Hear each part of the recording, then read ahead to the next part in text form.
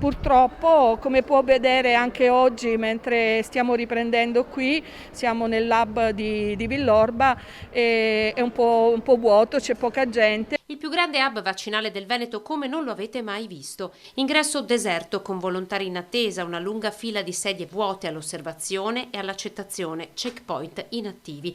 La fornitura promessa di Moderna, attesa per lunedì questo, non è mai arrivata. È il secondo slittamento dalla data di consegna prevista in settimana e ora il lotto è atteso per giovedì. Domani siamo addirittura costretti a posticipare le vaccinazioni del mattino nel pomeriggio proprio per riuscire a rispondere a questo ritardo. Solo nell'ULSS 2 saltano 4.000 prenotazioni. Per un hub vaccinale con un potenziale fino a 10.000 inoculazioni al giorno, oggi alle 13 erano state vaccinate poco più di 350 persone. E allora è la volta di AstraZeneca con i richiami, per i quali non ci sono state defezioni, ma altrettanto non si può dire per le vaccinazioni agli over 60. Quante persone al giorno rifiutano?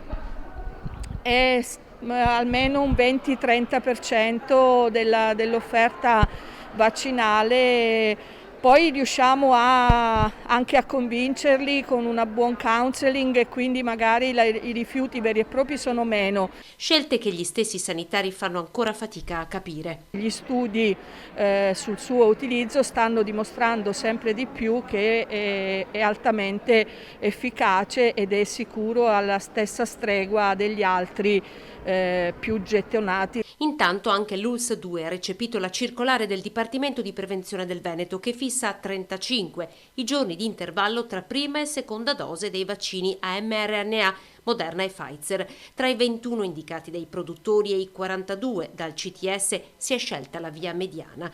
Per i trapiantati o affetti da patologia oncologica gli intervalli restano di 12 giorni per Pfizer, 28 per Moderna.